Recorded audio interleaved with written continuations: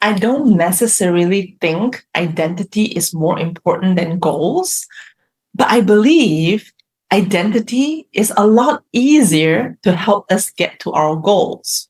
So before, I would focus on how I could get to my goal. So I would set a goal on what I want to accomplish. And then I would reverse engineer it to see how I could plan my way toward the goal.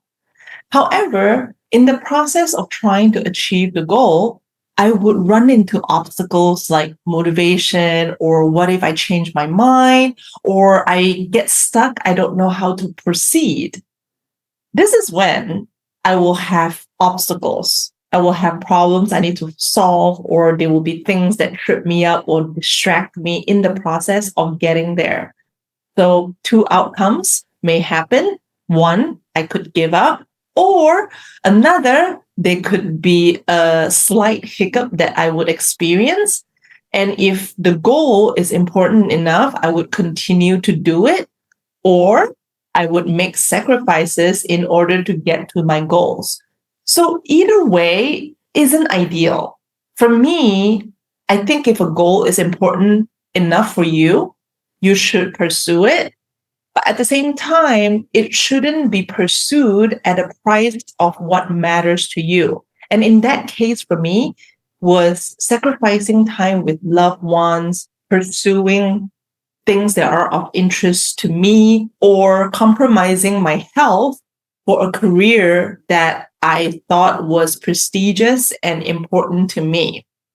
But what I realized, even though it was important, but if it comes at a price of spending quality time with my loved ones and at my health condition, then it's arguably not worth it.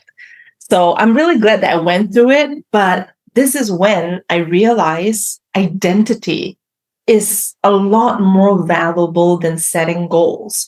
Because when you see yourself as somebody, when you see yourself as a disciplined person, as a hardworking person, as a person who doesn't give up, this is when you are going to embrace that quality. And this is when everything will fall into place. So if you're familiar with the first principle, this is almost like the first principle of getting anything you want in life. When you believe you are a certain person, all of the qualities that come with this person is something that you are going to build.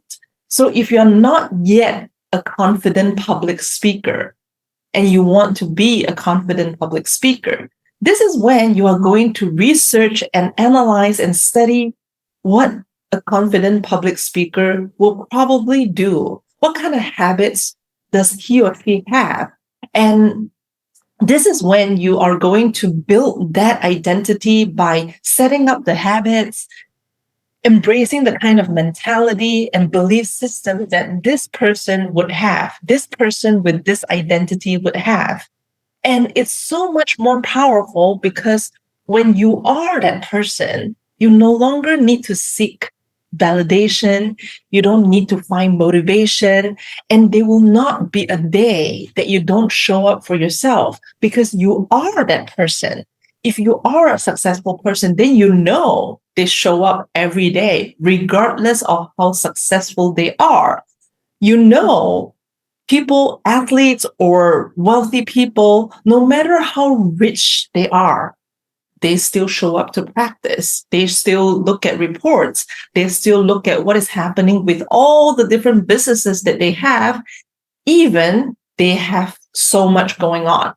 So the habits are the ones that keep them going and make them become who they are today. And that's the identity. It's not so much about what you do, but who you are as a person. Because what you do is only a result of who you are. If you see yourself as a kind person, as a good person, there are things that you will just not do. It's just not even in your consideration.